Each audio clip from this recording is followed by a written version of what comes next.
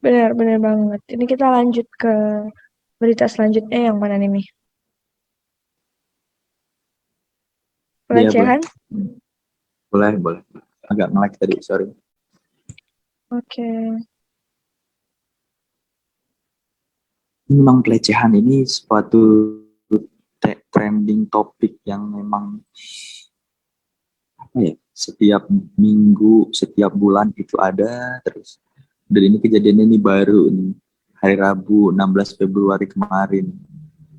Beritanya baru di up 2022. Katanya seorang karyawan Bintan Pasrah mengalami pelecehan seksual secara verbal. Ini dasar hukumnya. Sebelum lebih jauh, verbal itu yang seperti apa ya kalau lebih jauh?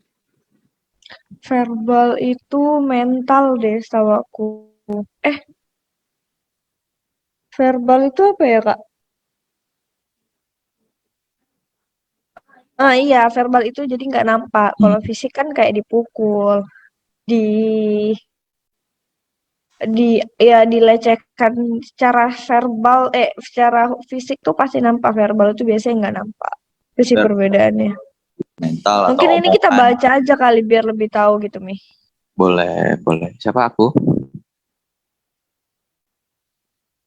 Nih katanya kurangnya pengetahuan perlindungan hukum terkait pelecehan seksual secara verbal di masyarakat. Ini salah satu tujuan kita untuk supaya pengetahuan perlindungan hukum terkait pelecehan ini nggak berkurang gitu kan. Membuat sebagian oknum melepas dari jeratan hukum. Wow.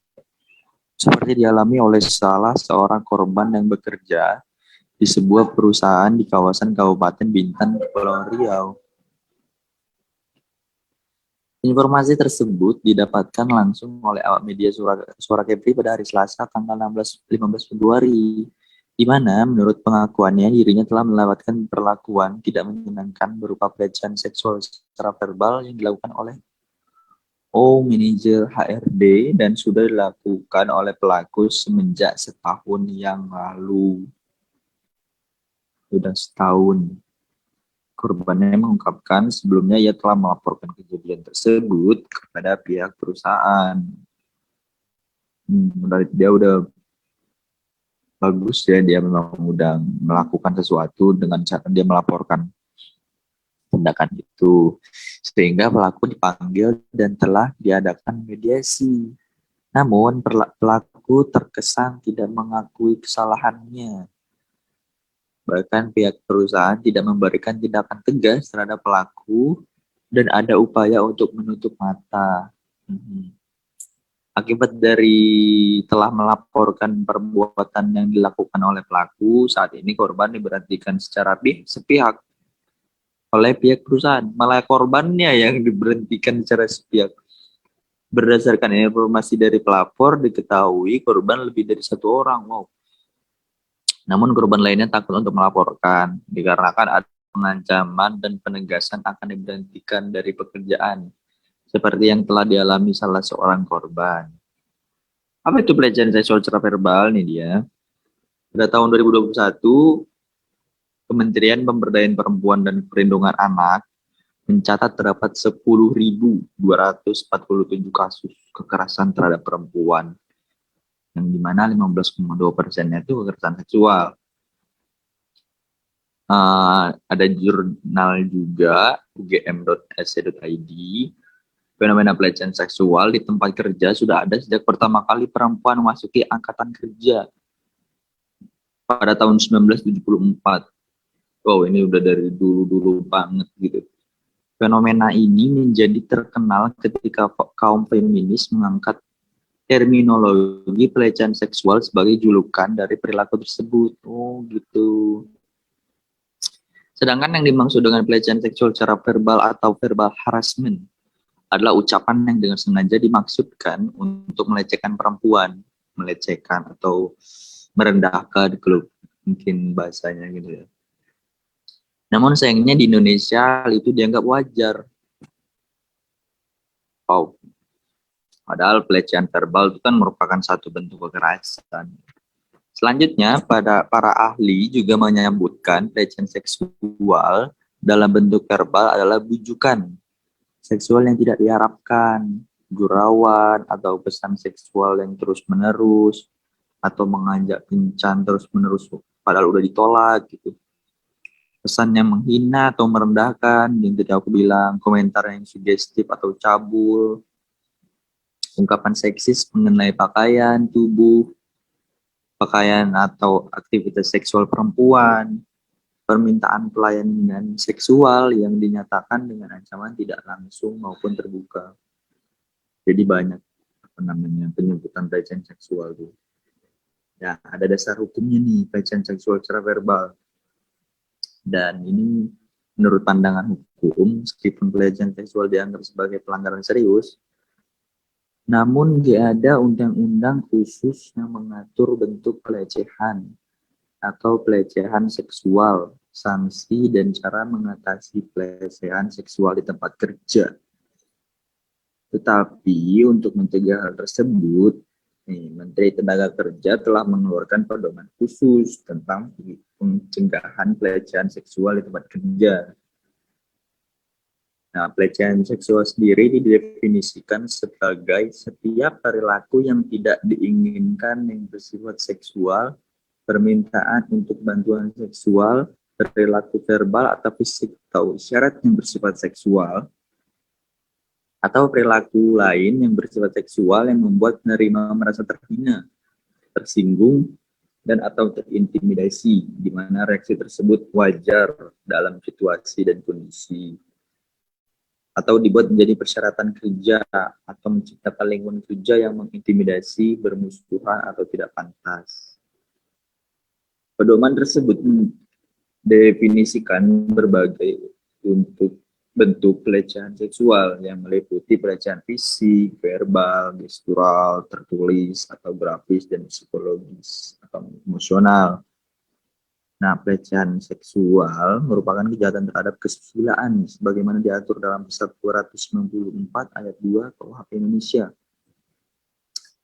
Selain itu ada juga Pasal 86 ayat 1 UU Ketenagakerjaan UU nomor 13 tahun 2003 mengatur bahwa pekerja berhak atas perlindungan moral.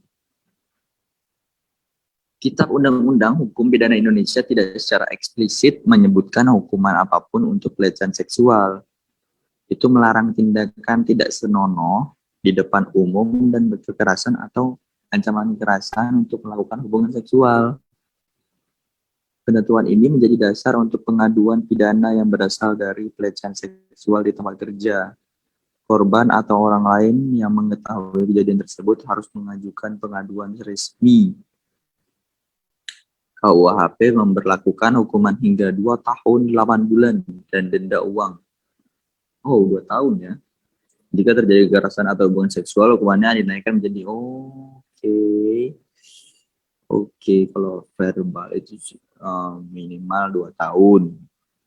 Kalau udah sampai kekerasan untuk hubungan seksual, memaksa, hukumannya dinaikkan jadi 12 tahun.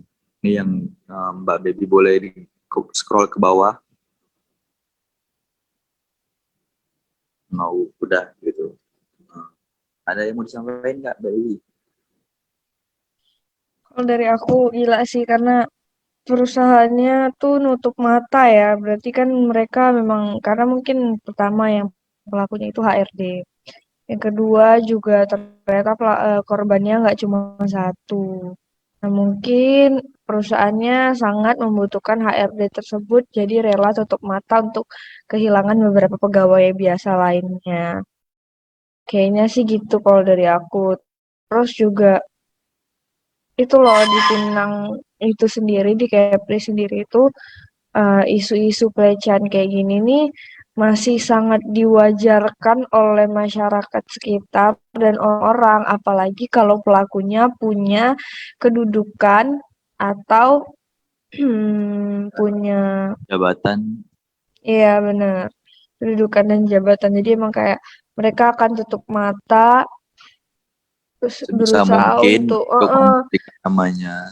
bener gitu. Terus juga kayak selagi pelakunya lebih tinggi jabatannya daripada korban, mungkin itu nggak masalah bagi mereka. Nah, menurut aku siapapun korbannya itu nggak maksudnya kayak ya tetap harus ditindak gitu karena menurut aku ya kita semua manusia punya hak dan kewajiban yang sama dan coba ibaratkan kalau kalian yang ada di posisi korban kayak gitu sih kalau menurut aku bener-bener minim banget sih pengetahuan tentang seksual di masyarakat kita sekarang dan aku harap nanti aku sama Hilmi dan teman-teman yang lain juga forum insya Allah gitu kami bakal adain mungkin di bulan Maret ya kita bicarakan dulu sama Mbak Admin dan Pak Direktur aku pengen goes to school untuk ya setidaknya kalau misalnya generasi di atas kami udah nggak bisa untuk diedukasi atau sulit gitu ya ya kita edukasi yang mungkin akan meneruskan ke depannya gitu ya kan Mi. Kalau misalnya yang emang udah jadi itu sulit untuk diedukasi, kita edukasi yang lagi nitih gitu untuk sampai ke titik sana. Karena menurut aku pelecehan tuh sangat-sangat apa ya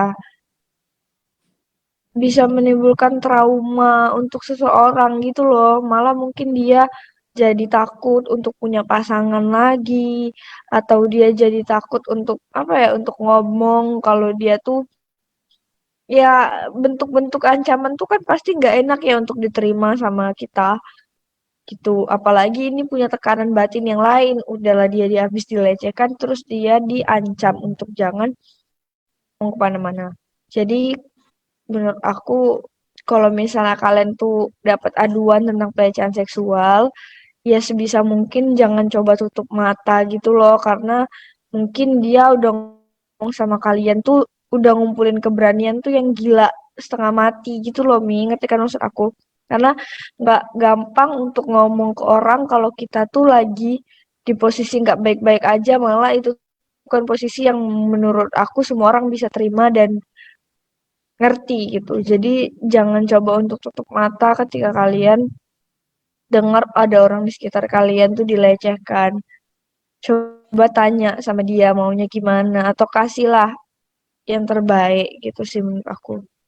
Jangan karena kalian takut untuk kehilangan sebuah pekerjaan, kalian malah menormalisasi pelaku untuk terus melakukan pelecehan ke orang-orang dan ke korban-korban lainnya.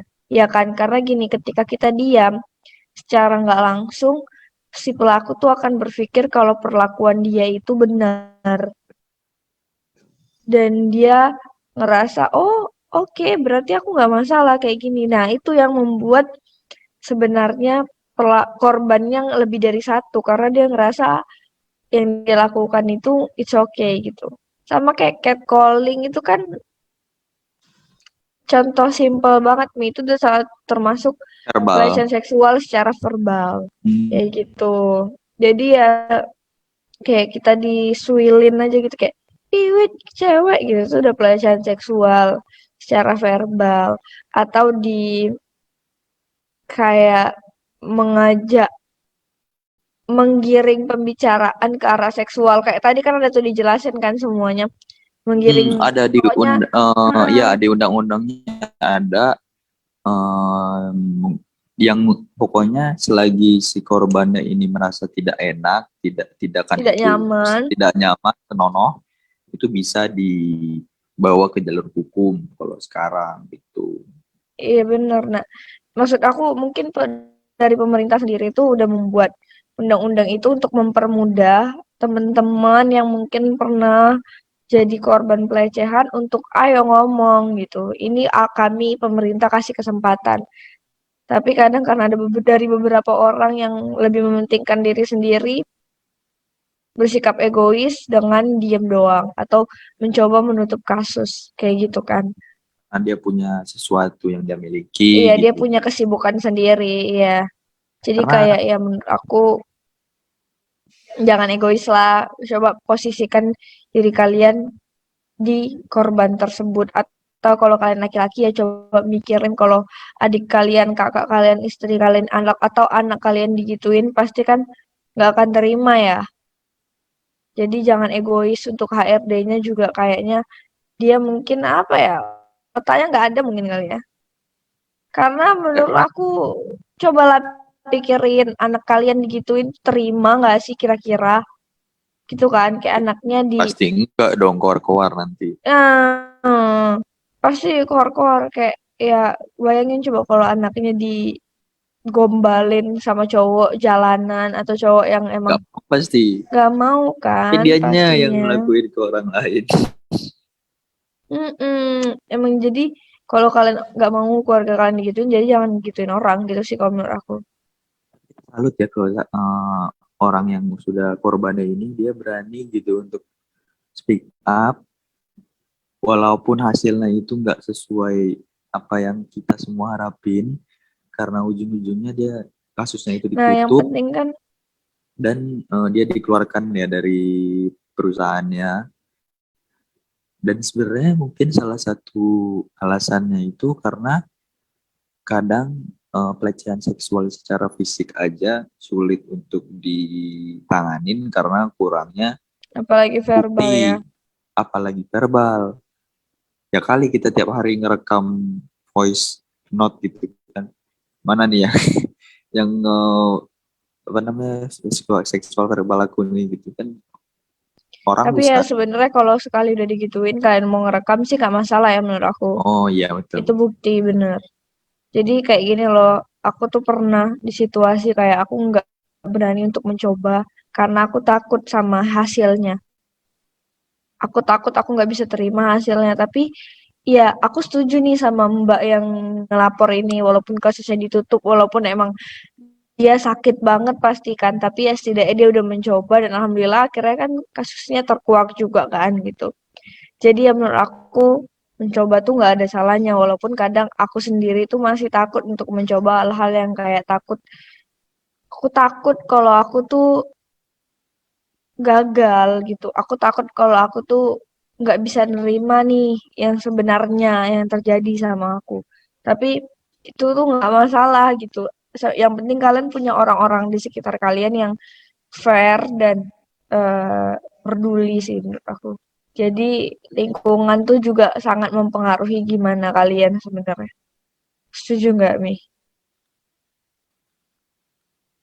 Betul buat teman-teman juga yang tadi sebenarnya korbannya banyak dan mereka lebih memilih untuk diam. Coba kalian um, dipikir lagi dengan kalian bekerja, pasti aku ngerasa kalian ada beban di mana kalian mungkin sekarang salah milih gitu. Kalau gini, mending kemarin sebenarnya kalau misalkan korban dikumpulin itu bakal lebih punya power yang kuat kan. Itu jadi salah satu bukti kan. Kalau memang pelecehan seksual ini ya salah satu buktinya itu dengan korban yang banyak yang seperti yang di film itu kan mereka nggak bisa mendapatkan keadilan dengan apa namanya di pemerintahan tapi dia dengan dia mengumpulkan korban dia bisa mendapatkan keadilan di masyarakat. Menurut aku itu fair, dia dapatin social harassment ya jatuhnya itu namanya. Jadi ya pelecehan seksual ini yang tadi sempat di sini ada sejarahnya memang dari awal wanita bekerja terjun ke pekerjaan memang sudah tahun itu 1974 sudah mengalami pelecehan dan itu aku dengarnya atau bacanya juga wow ternyata sekejam itu dunia.